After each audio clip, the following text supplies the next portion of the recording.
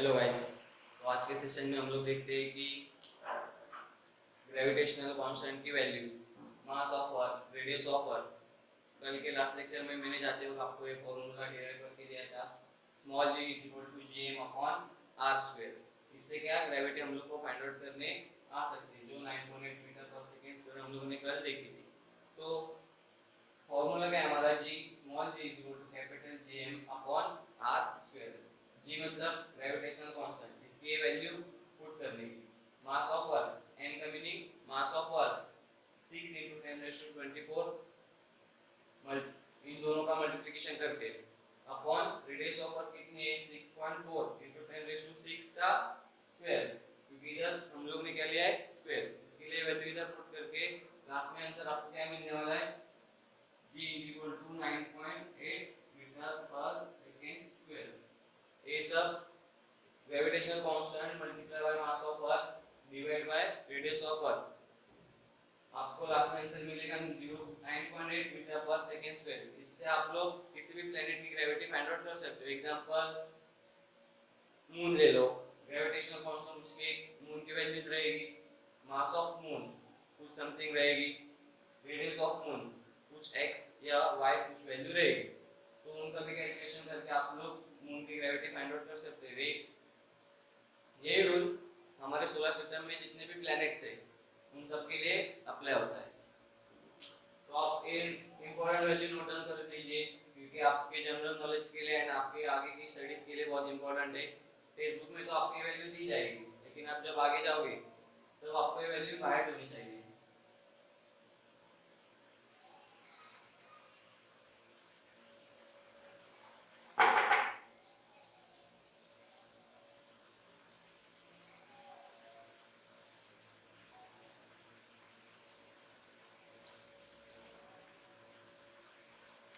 तो हम लोग अभी आगे जाते हैं, हमारा नेक्स्ट टॉपिक है।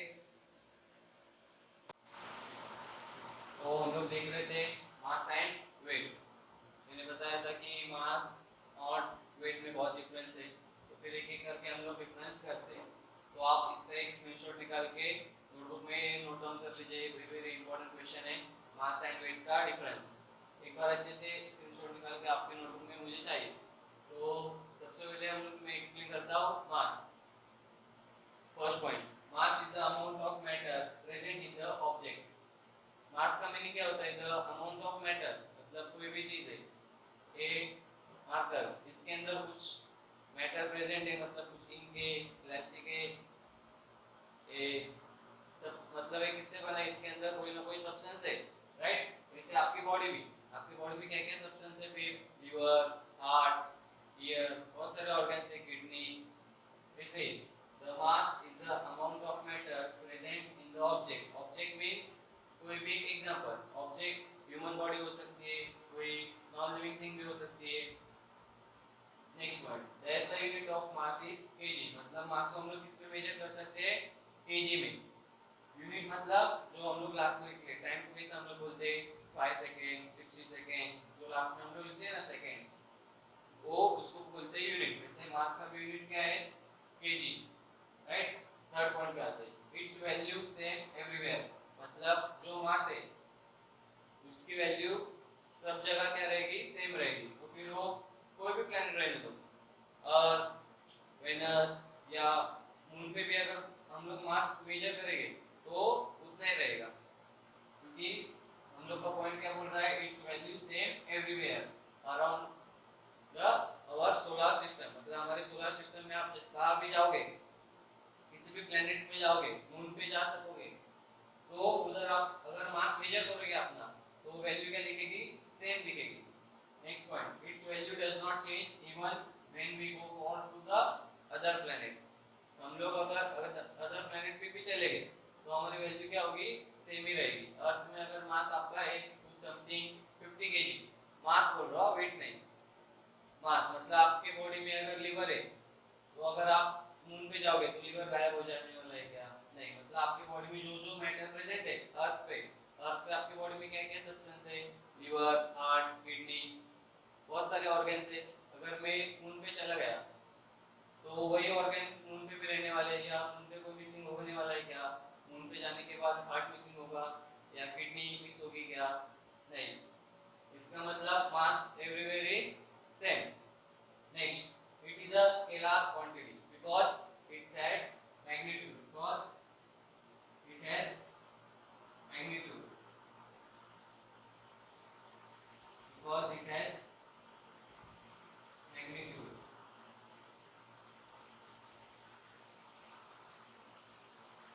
अभी नेक्स्ट पॉइंट है weight.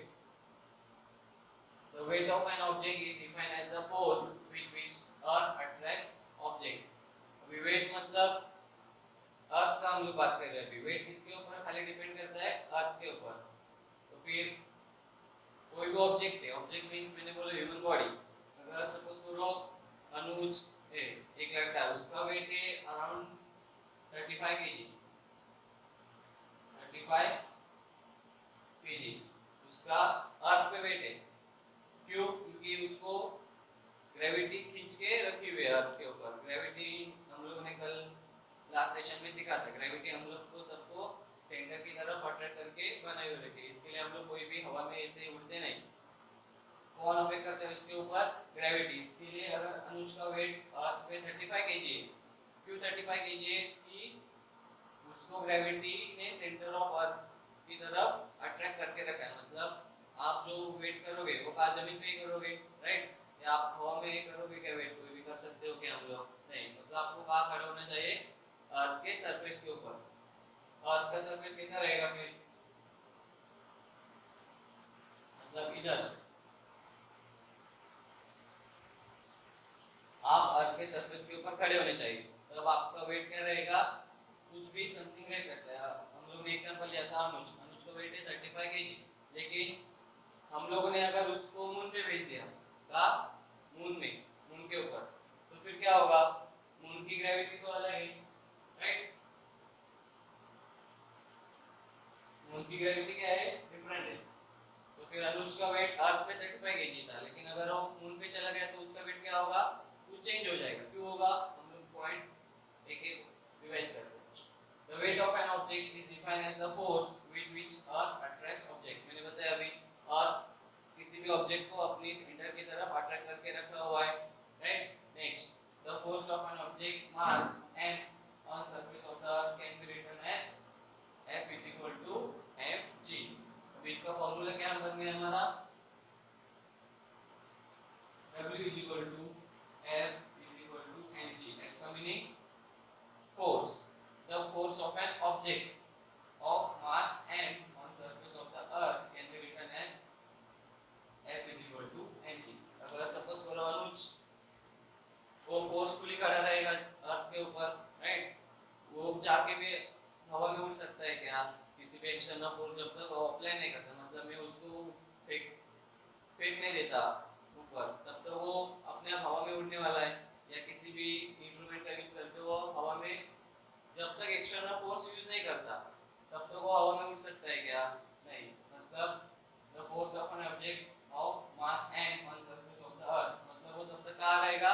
Surface of the earth, अर्थ के सरफेस पे रहेगा. और उसका फॉर्मूला क्या मिला हम लोग को?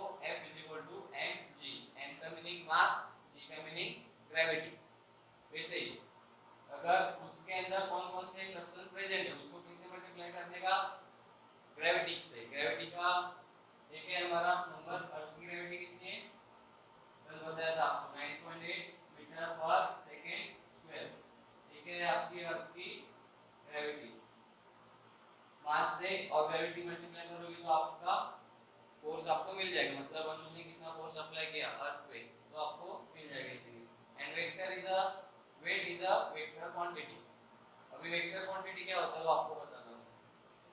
Because its direction towards the centre of earth. Vector एक ऐसी चीज है कि उसको डायरेक्शन भी चाहिए रहता है एंड मैग्नीट्यूड भी चाहिए रहता है. हम लोगों ने मास में देखा था,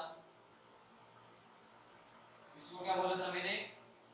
mass is a scalar quantity because it has only magnitude.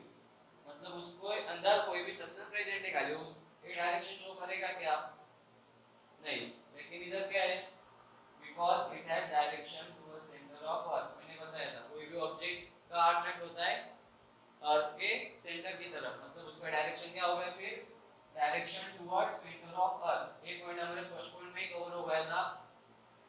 which the earth attracts object, मतलब अर्थ का सेंटर क्या करेगा, ऑब्जेक्ट अट्रैक्ट करेगा, अर्थ अट्रैक्ट्स ऑब्जेक्ट।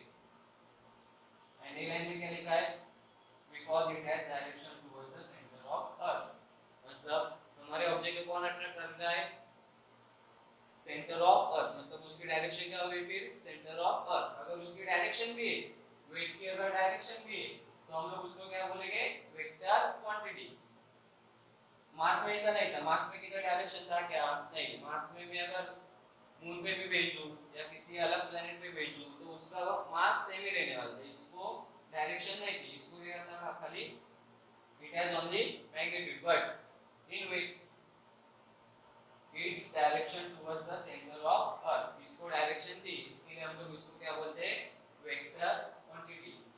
वेक्टर क्वांटिटी किसे बोला जाएगा, जिसको मैग्नीट्यूड भी रहेगा एज वेल एज डायरेक्शन भी रहेगा, it's called vector quantity. Scalar quantity किसको बोलेंगे, it has only magnitude, it has only magnitude, it's called scalar quantity.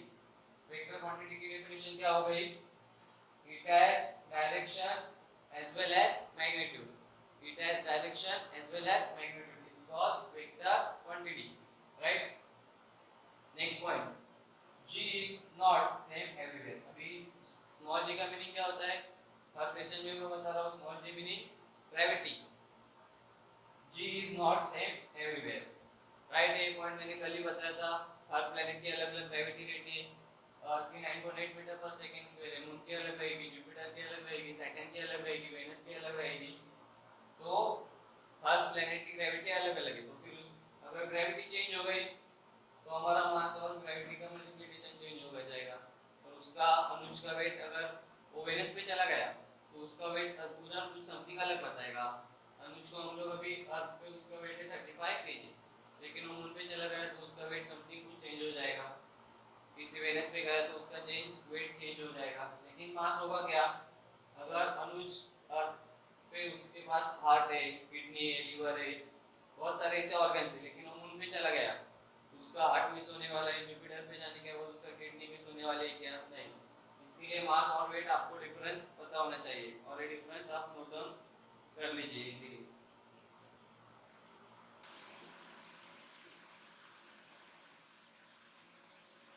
Kepler के लॉ देखिए,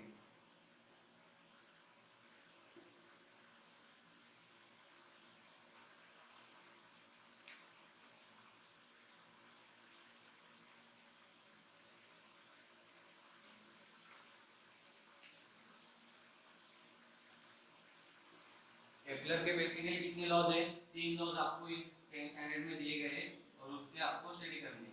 सबसे पहले बता दूं केपलर कौन था, एक साइंटिस्ट है, उन्होंने ग्रेविटी के ऊपर कुछ लॉ बनाए, इसके लिए हम लोग उनके लॉ स्टडीज करते हैं। केपलर के बेसिकली कितने लॉज है, 3 लॉज, हम लोग एक एक करके उसको अंडरस्टैंडिंग कर लेते हैं इजीली। केपलर का फर्स्ट लॉ क्या कहता है, the orbit of a planet, the orbit of a planet is an ellipse with the sun of the one of the foci। ये आपके टेक्स्ट बुक में पेज नंबर 3 पे रहेगा, वो लॉ अच्छे से देख लो, 3 लॉज है केपलर के, वो आपके सामने रखो। फर्स्ट लॉ में एक्सप्लेन करता हूँ, सपोज करो हमारा सोलर सिस्टम है पूरा, इधर सन है और यहाँ हमारी अर्थ है,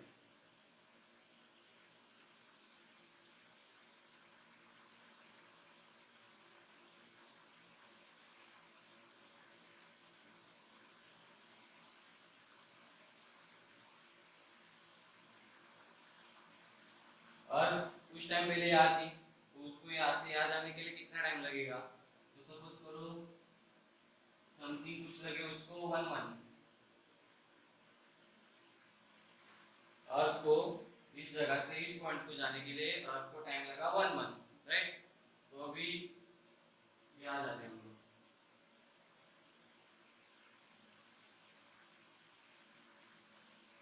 आगे बढ़ के अर्थ तक आया रोटेट होके, यहाँ से यहाँ तक आया, राइट।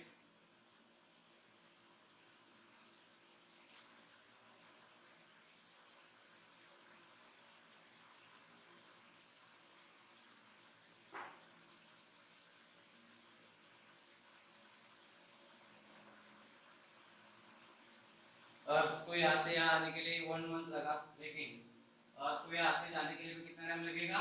1 मंथ। वो क्यों ऐसा है? आप बोलोगे ये तो बहुत बड़ा डिस्टेंस है, ये तो कम डिस्टेंस है।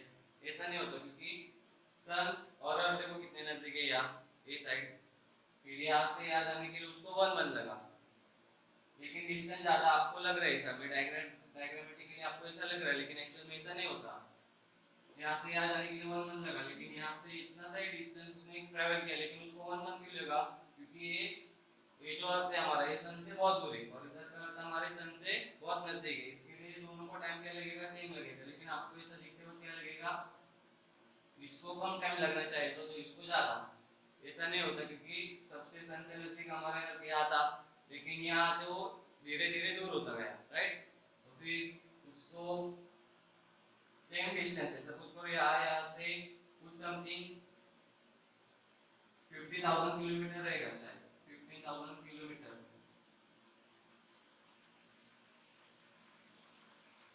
उसको 1 मंथ ने ट्रैवल किया, एग्जांपल ले लो, मैं ऐसे ही कुछ भी समथिंग वैल्यू बता रहा हूँ आपको, लेकिन यहाँ पे उसने कितना ट्रैवल किया होगा? 15,000 किलोमीटर ही डिस्टेंस कवर किया होगा, लेकिन उसको दोनों में सेम टाइम लगा, लेकिन दिखने के टाइम आपको कैसा लगता है? इसको ज्यादा टाइम लगना चाहिए था कंपैरेटिवली इसके, लेकिन ऐसा नहीं होता। क्यों? क्योंकि अर्थ सन से यहाँ बहुत नजदीक पे खड़ा है और यहाँ सन से अर्थ बहुत दूर होता है, इसके लिए। केपलर का फर्स्ट लॉ समझ में आया आपको अभी?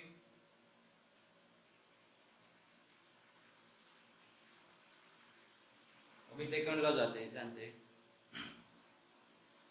The line joining of planet and sun sweeps equal areas in equal intervals of time. The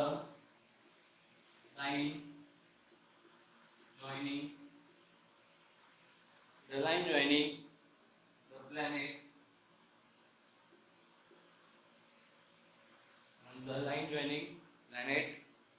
and sun sweeps equal areas in equal time. हमारा second raw, the line joining the planet and sun sweeps equal areas in equal time. अभी ये diagram फिर से हम लोग draw करते हैं। सन है, इसका रंग कौन है? प्लैनेट्स। अभी ये साइड का मैं ज़्यादा ड्रॉ करता हूँ।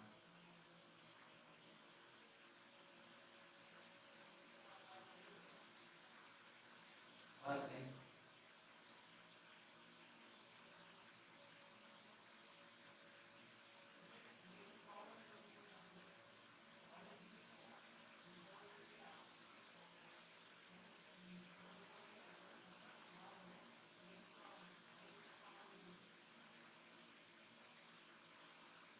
इस लॉ में भी फिर से वही बताया गया कि जो लाइनिंग में इधर ड्रॉ किया, the line joining the planet, जो लाइन प्लैनेट से कनेक्ट है सन से प्लैनेट तक, and sun sweeps equal areas in equal time, मतलब अर्थ यहाँ से आ जाने के लिए कितना टाइम लगने वाला है?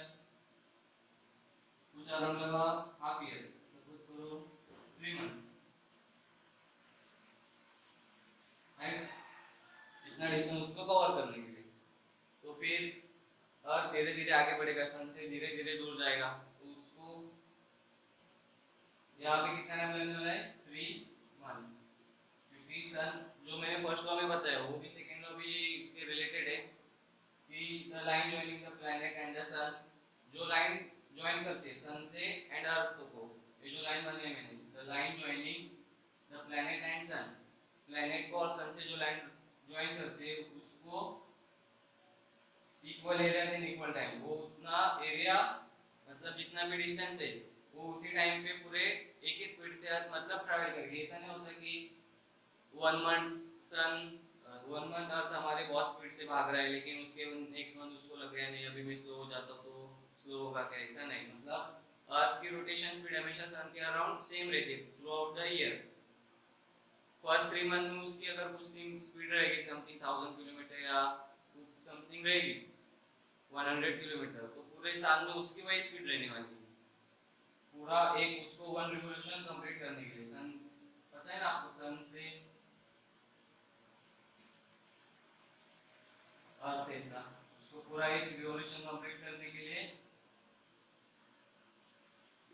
1 ईयर जाता है और वो सेम स्पीड से ही ट्रैवल करेगा पूरे टाइम में।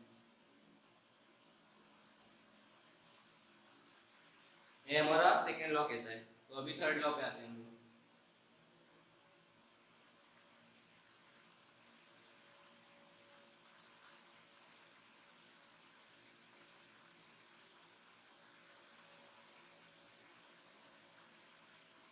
The square of its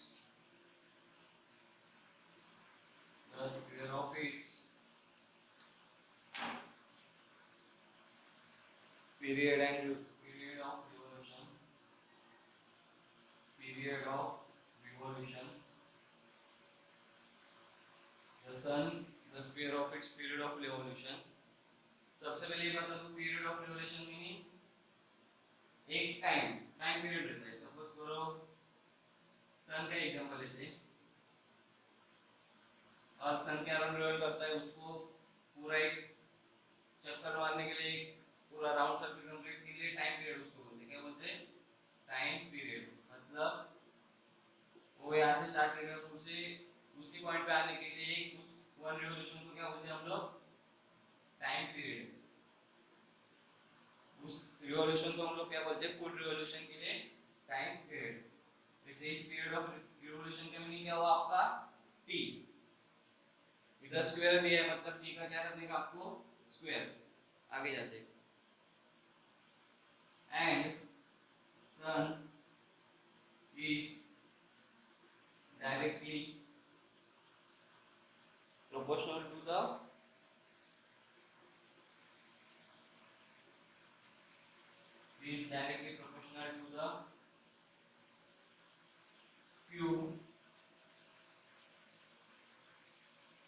cube of its mean distance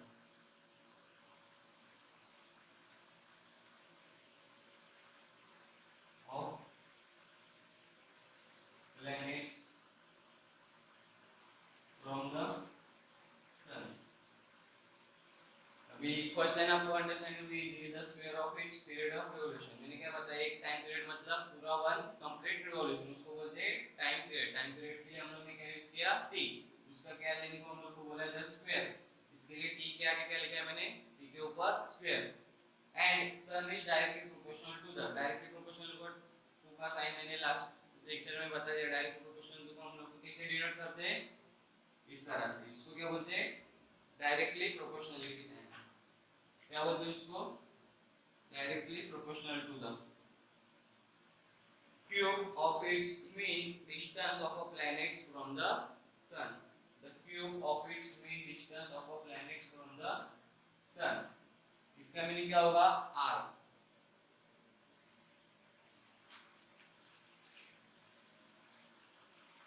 radius last lecture में बताया था मैंने।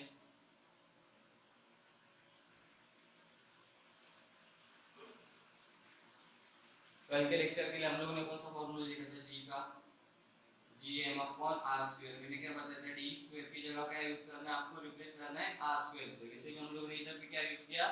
सेम फंडा इधर भी अप्लाई किया है। एक क्यूब और एक स्क्वायर क्यों आया पता चला? The square of its period of revolution. इसके लिए टाइम पीरियड का square is directly proportional to the. इसके लिए डायरेक्टली प्रोपोर्शनल टू का साइन दिया। To the cube of its, cube लिखा है, क्यूब का मीनिंग पता होगा, raise to 3 of its mean distance of a planet from the sun. ये आपको एक्सप्लेन करता हूं। Mean distance of a planet from the sun. सन है हमारी अर्थ पे रिवॉल्व करेगी सन से लेके यहाँ तक। इस सर्कल चैप्टर में आपने देखा होगा, इस लाइन को हम लोग क्या बोलते हैं? सर्कल के हाफ लाइन को अंदर की सेंटर से लेके रेडियस। वैसे भी यहाँ भी वैसे हम अप्लाई। इसको सन है, ये यहाँ सेंटर था सर्कल का, लेकिन यहाँ क्या है? हमारे सेंटर में सन। और एक पॉइंट क्या है? एक समथिंग ये पॉइंट है, लेकिन ये पॉइंट की जगह यहाँ क्या है? हमारा अर्थ। मैंने सन से लेके अर्थ के लाइन ड्रॉ की, तो उसको हम लोग क्या बोल सकते हैं? रेडियस। सेम इसके लिए मैंने यहाँ यूज किया क्या? R cube. ये तीन लॉ आपको अच्छे से बायट करने हैं। एग्जाम में आपको तीनों भी लॉ 3 मार्क्स के लिए पूछ सकते हैं, नहीं तो केपलर का इंडिविजुअली लॉ भी पूछ सकते हैं। Explain Kepler second law, explain Kepler third law. आपको तीनों भी लॉ अच्छे से बायट होना चाहिए। थर्ड वाले में क्या है, एक फॉर्मूला है t square directly proportional to the r cube. First वाला हम लोगों ने देखा था, the orbit of a planet of an eclipse with the sun of at the one of the foci. Second law, the line joining the planet and the sun sweeps in equal areas in equal interval of time. Third law क्या देखा था, the square of its period of revolution, the square of its period of revolution and the sun is directly proportional to the cube of its mean distance of a planet from the sun. Square का इसके लिए time period का square, cube है इसके लिए radius का cube. Radius क्या है इसके एक्सप्लेनेशन मैंने अभी दिया आपको। तो नेक्स्ट टॉपिक पढ़ते हैं हम लोग।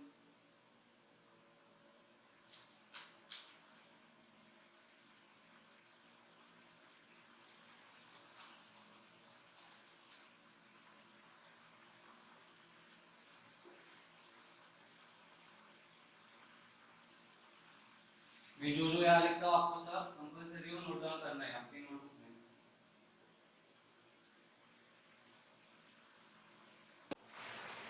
तो हम लोग भी टॉपिक पे थे यूनिफॉर्म सर्कुलर मोशन। बेसिकली इस वर्ड का मीनिंग क्या है हम लोग अंडरस्टैंडिंग कर लेते हैं, फिर आगे की कांसेप्ट सीखते हैं। यूनिफॉर्म, यूनिफॉर्म मींस कंटिन्यूअसली वही कोई भी चीज रिवॉल्व होना, स्ट्रेट चले जाना, कंटिन्यूअस। यूनिफॉर्म के मीनिंग कंटिन्यूअसली बार बार वही होना। सर्कुलर में सर्कुलर में रिवॉल्व करना, revolving motion means force.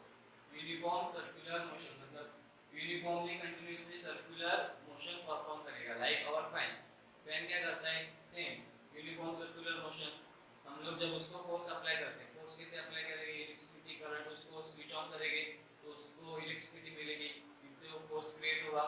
Force create होने के बाद वो यूनिफॉर्मली सर्कुलरली मोशन करेगा। मोशन मींस वो स्टार्ट करेगा घूमना, घूमना मींस वो उसके मोशन में आ जाएगा। गाड़ी की मोशन देखो तो अगर गाड़ी किस मोशन से जा रही है, linear motion. Linear motion means straight motion. Linear का मीनिंग क्या होता है, स्ट्रेट। जैसे यहाँ कौन सा मोशन दिया है, सर्कुलर, लेकिन वो सर्कुलर में कैसा है, यूनिफॉर्म मतलब कंटीन्यूअसली वो यूनिफॉर्म सर्कुलर मोशन परफॉर्म करेगा। तो हम लोग एक एग्जांपल देखते हैं। हमारे पास व्हीकल है, एक कार है, राइट।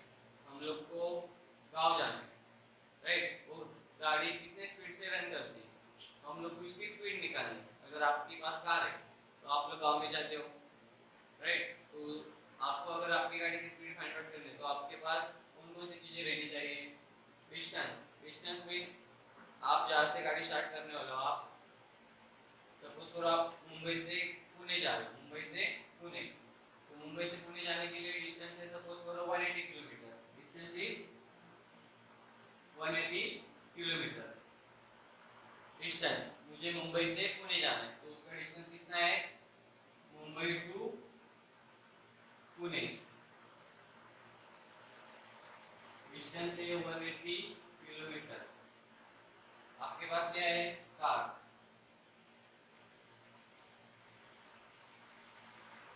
आपके पास क्या है, कार।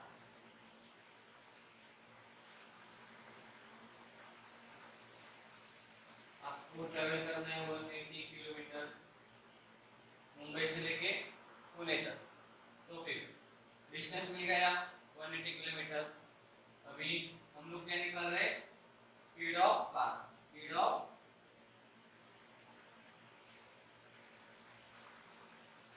और टाइम, टाइम मेजर करने का। अगर आपको 180 किलोमीटर डिस्टेंस से आप ट्रैवल कर रहे हो, 180 किलोमीटर मुंबई से पुणे उतना डिस्टेंस है, लेकिन आप कितने टाइम में पहुंचे हो, आप जाने के बाद मुंबई से निकलने के बाद पुणे में जाके पहुंचे, और सपोज करो टाइम लगा आपको समथिंग अराउंड 3 आवर्स। कितना टाइम लगा आपको, 3 आवर्स। ये आपको यूनिट भी पता होनी चाहिए, 180 किलोमीटर 3 आवर्स। अभी 180 किलोमीटर 3 आवर्स। अभी आगे जाते हैं, स्पीड ऑफ कार। इसका डिवीजन आपको इजीली आ जाएगा, आप 10 स्टैंडर्ड में आ चुके हो अभी। 3 1 जा 3, 3 6 जा 18।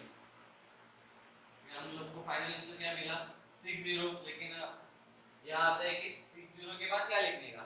900 में आप तो मैथ्स में क्या करते थे, खाली डिवीजन करते थे, लेकिन उसके आगे कुछ समथिंग सेंटीमीटर मीटर है लेकिन साइंस में ऐसा नहीं होता। साइंस में जो प्रॉपरली लिखा है 180 क्या था, किलोमीटर, इसलिए मैं पहले क्या लिखूंगा 60 किलोमीटर। और डिवीजन में क्या था हमारे 3 आवर्स, 3 आवर्स, तो मैं फिर क्या लिखूंगा 60 किलोमीटर पर आवर्स। तो फिर मैं इसको ऐसा भी लिखोगे राइट दिया जाएगा आपको, अगर ऐसा भी लिखोगे आप लोग 60 kilometre per hours. A slash का मीनिंग भी क्या होता है, division. 60 kilometre divide by hour लिखोगे तो 60 किलोमीटर पर आवर लिखोगे तो फिर आपको आंसर राइट दिया जाएगा। तो फिर आपकी गाड़ी की स्पीड कितनी आपको मिली, speed of car is 60 kilometre per hour. Velocity का फॉर्मूला क्या था, डिस्टेंस अपॉन टाइम में आपको कंपलसरी बाय होना चाहिए, ये सबसे इंपॉर्टेंट फॉर्मूला है। इतना यहां से लेके याद रखो। स्पीड को और वेलोसिटी सेम ही हम लोग बोल सकते हैं, स्पीड गाड़ी की होती है लेकिन वेलोसिटी किसी भी प्लेनेट की रहेगी, राइट। सपोज करो हम लोग को अर्थ की स्पीड फाइंड आउट करनी है, मतलब अर्थ को पूरा रोटेशन करने के लिए कितना टाइम लगेगा पूरे सन से या खुद से, तो फिर जितना डिस्टेंस अर्थ ट्रैवल करता है उतना डिस्टेंस लिखो, नीचे जितना टाइम में उसने ट्रैवल किया वो टाइम लिखो, देन उसका डिवीजन करके आपने आपको क्या मिलेगी, speed of earth. Speed of earth easily find out हो जाएगा। अर्थ का फाइंड आउट किया, वैसे भी कौन से भी चीज का फाइंड आउट कर सकते हैं, आप खुद का भी स्पीड फाइंड आउट कर सकते हैं। सपोज अगर आप मॉर्निंग में रनिंग के लिए जाते हो तो फिर आप कोई भी एक डिस्टेंस ट्रैवल कर रहे हो, सपोज अगर आप 1 किलोमीटर रनिंग करते हो मतलब 1000 मीटर, आपकी रनिंग है 1000 मीटर, उतना डिस्टेंस आपको ट्रैवल करने के लिए कितना टाइम लगेगा, सपोज करो आप उतना डिस्टेंस ट्रैवल करते हो 5 मिनट्स में, 5 मिनट्स, तो फिर उसका डिवीजन इजी आपको आ जाएगा, 5 1 जा 5 5 2 जा 10, फिर आपको आंसर क्या मिला 200 मीटर पर मिनट। मतलब आपकी स्पीड ऑफ रनिंग कितनी है 200 मीटर, मीटर या एमएम लिखा है कंफ्यूज मत हो जाना।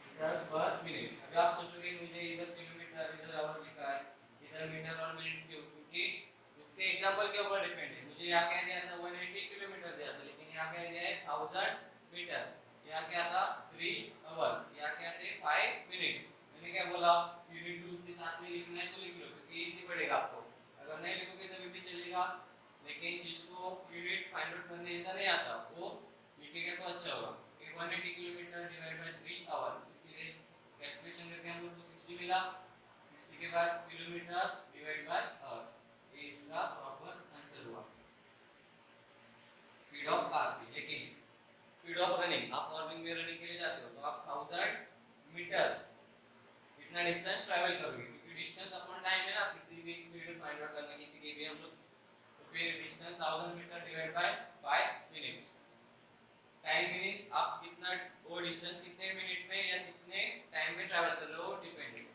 1000 मीटर 5 मिनट्स में ट्रैवल किया, फिर 5 * 5 टू जा, फिर आपको क्या आंसर मिला फाइनली 200 मीटर पर मिनट्स, 200 मीटर पर मिनट, मतलब आप 1 मिनट में 200 मीटर डिस्टेंस ट्रैवल किया आपने। इसी तरह ये फार्मूला का यूज करके आप लोग जिसको चाहिए उसकी स्पीड या वेलोसिटी फाइंड आउट कर सकते हो, राइट। तो फिर नेक्स्ट टॉपिक पे हम लोग आगे जाते हैं।